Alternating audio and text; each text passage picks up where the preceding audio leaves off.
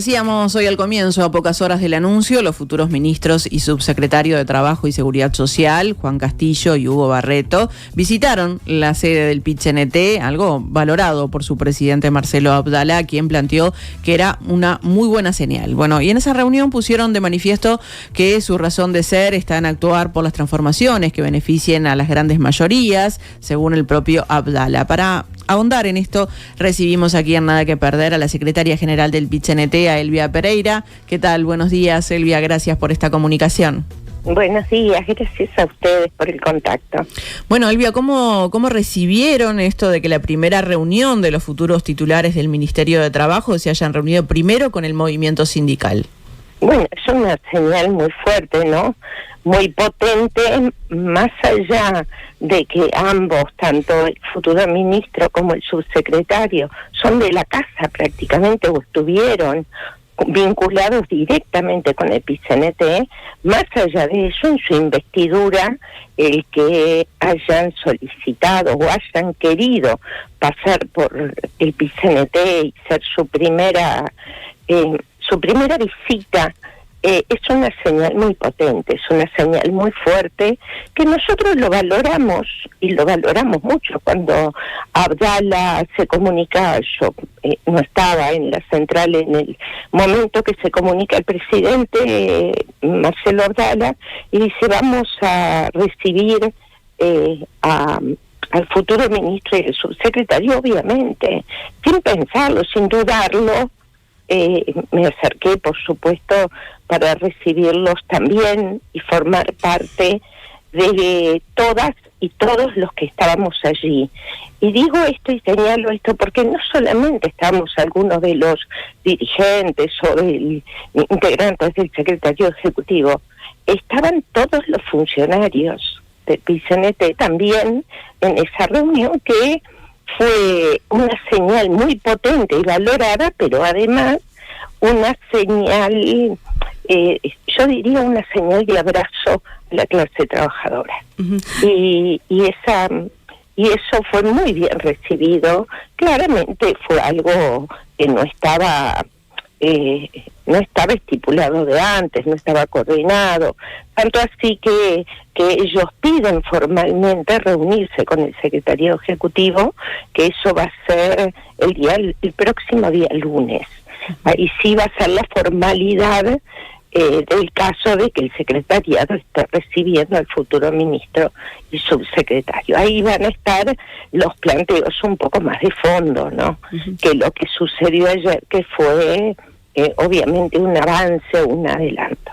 Bueno, eso te quería preguntar, Elvia, justamente ayer en este encuentro, ¿qué es lo que se habló? ¿Fueron los futuros ministros y subsecretarios los que pusieron algunos temas sobre la mesa? ¿Fueron a escuchar cuáles eran las principales preocupaciones del PIT-CNT? No, esa instancia más formal que sí se va a dar la semana próxima, el lunes, donde sí se coloquen planteos del PIT-CNT sobre la mesa a los compañeros, eso va a ser la semana próxima. Ayer fue un tanto, obviamente, claro, a través de la señal que nos dan, que todo esto de la negociación colectiva, de la herramienta, y así fue dicho en alguna de las intervenciones, la negociación colectiva, herramienta que tenemos los trabajadores y tiene el Uruguay en su conjunto en materia de relaciones laborales, porque para nosotros, los uruguayos y las uruguayas, hablar de negociación colectiva nos es muy familiar, muy, muy familiar, pero eso no nos debe sacar de eje. Esto no sucede así en la mayoría de los países del mundo. El hecho de que vaya un ministro, futuro ministro y subsecretario a la central, bueno, nuestra característica de ser única central sindical en el país ya nos hace muy diferentes a la mayoría del resto de las organizaciones sindicales del mundo.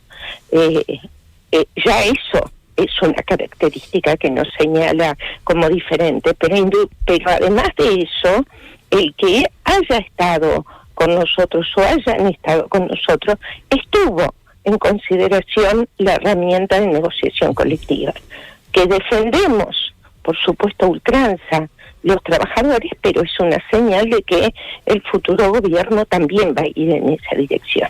Y negociar colectivamente no supone solamente que cada una de las partes ponga sobre la mesa sus reivindicaciones y su punto de vista. Significa la búsqueda de acuerdos. Elvia, esa es lo fundamental a la hora de negociar todos los temas. ¿Eso quiere decir que siempre nos vamos a poner de acuerdo? No. Que da lo mismo tenerla o no tenerla, por supuesto que no. Que cada negociación sobre la base de esa búsqueda de acuerdos, muchas veces 70 también quedó sobre la mesa, ¿no? Que más de una oportunidad vamos a buscar la manera de acercar los puntos de vista que seguramente nos vamos a encontrar con posiciones diferentes, distintas, la clase obrera con el gobierno. Eso fue algo que estuvo también ayer sobre la mesa. Sí, fue claramente dicho, expresado y con mucho respeto, y también estuvo sobre la mesa que siempre se va a hacer sobre la base del respeto. Es una característica del movimiento sindical que a veces, visto más de afuera, algunos nos quieren colocar en un lugar que verdaderamente el conjunto de la organización sindical no se maneja de esa forma. No nos manejamos de esa forma, por más que obviamente ayer también estuvo sobre la mesa en un tono jocoso, les pasamos la lista de los paros que vamos a hacer. Eso también estuvo en una suerte de jocosa y de chiste, pero también los paros son una herramienta legítima que tenemos los trabajadores y las trabajadoras de poner la movilización y la gente en la calle para de alguna manera tensar las fuerzas cuando algunas cosas están trabadas, ¿no?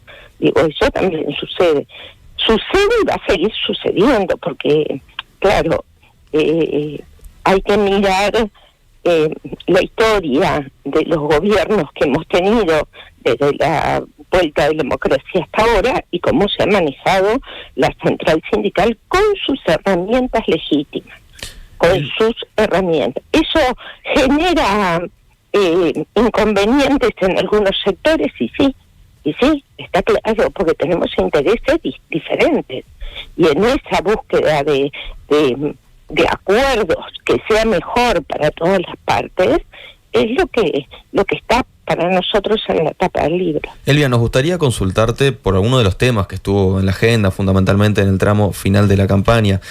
Una de las prioridades para el futuro gobierno va a ser el inicio del diálogo social para la reforma previsional. ¿Qué expectativas tienen ustedes? ¿Se busca cambiarlo aprobado en este gobierno saliente? Nosotros queremos ser parte y entendemos que el PIT-CNT como organización sindical, la más representativa del país y con mayor fortaleza, debe ser parte de ese diálogo social.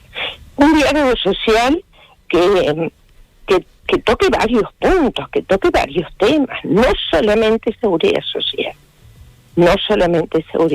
¿Qué otros temas entienden que tiene que tocar?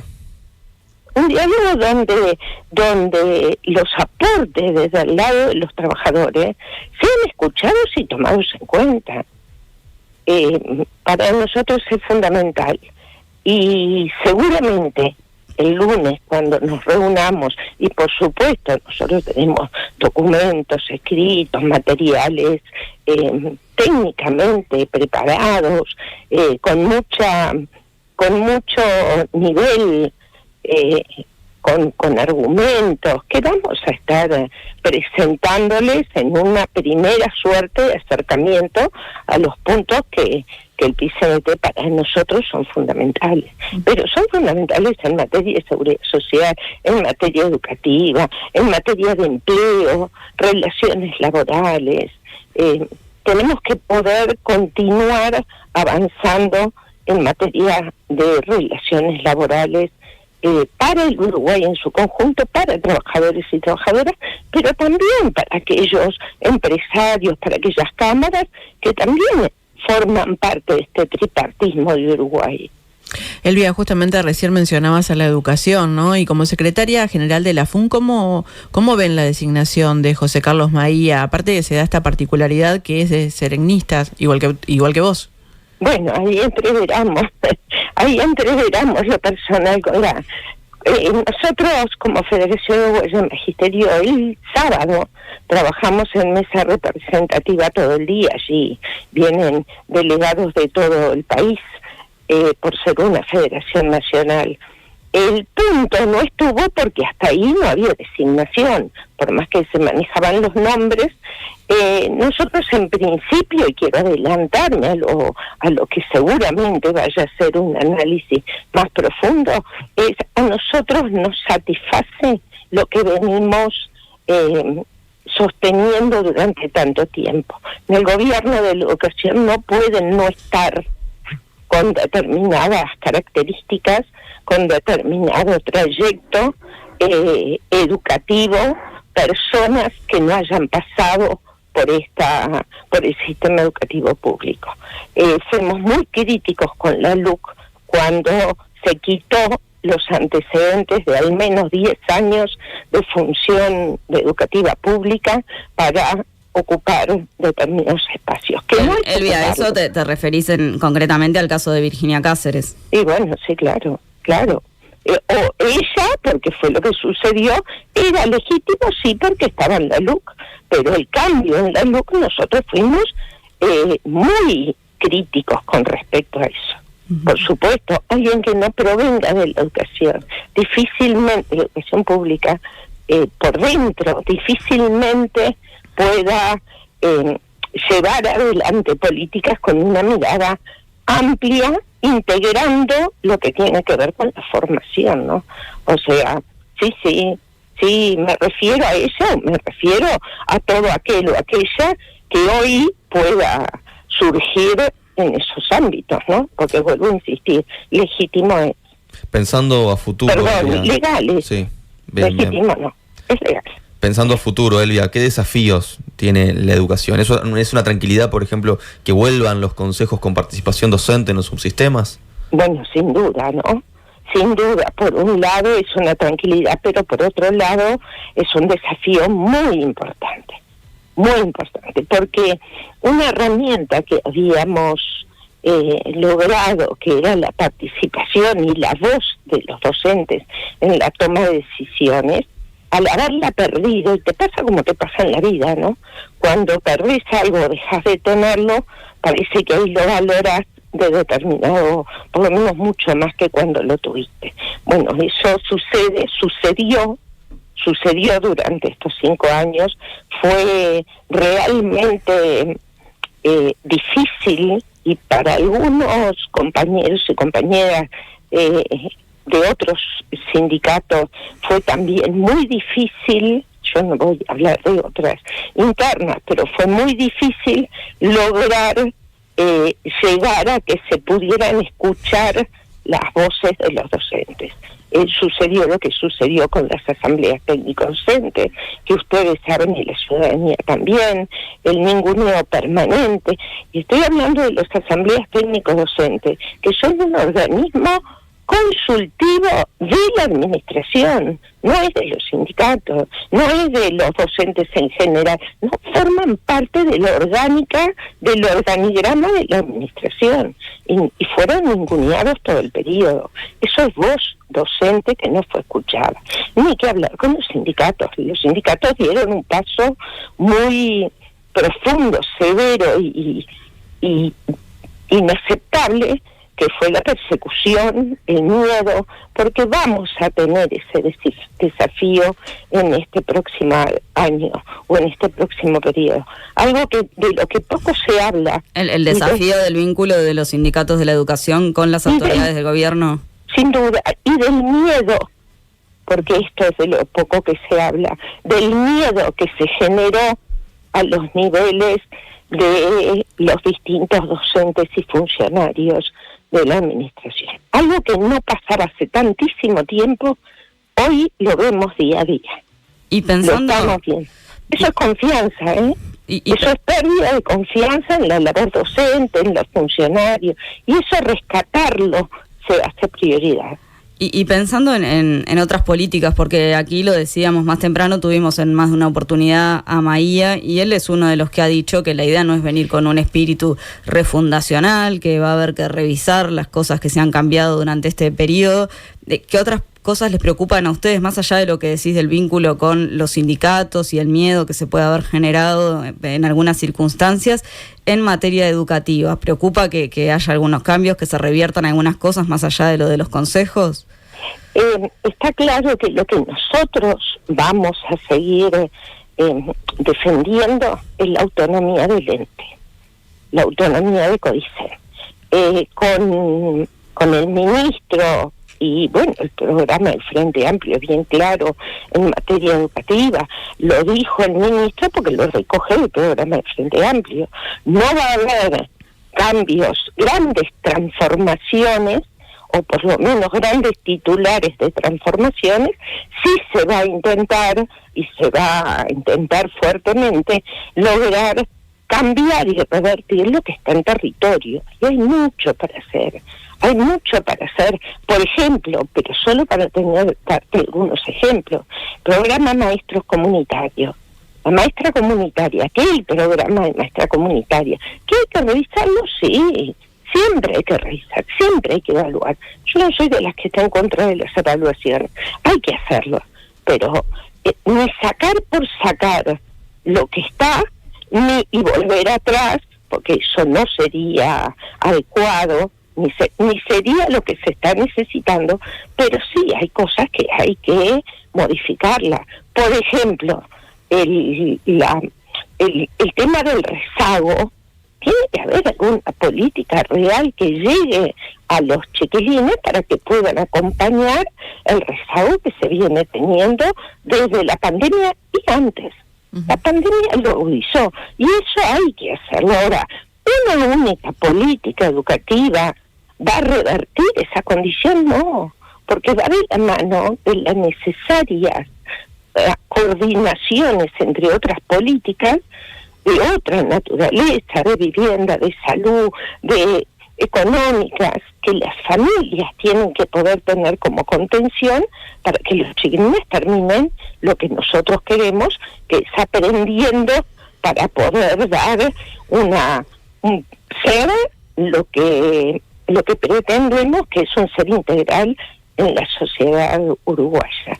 Pero no se pueden pensar políticas aisladas de la coordinación del resto de políticas, sino otra vez estaría fallando el gobierno, en este caso el gobierno del Frente Amplio, que lo intentó en algún momento y fracasó. Elvia Pereira, secretaria general del PIT-CNT, muchísimas gracias por estos minutos. Muchas gracias a ustedes, un gusto. Gracias. Nada que perder.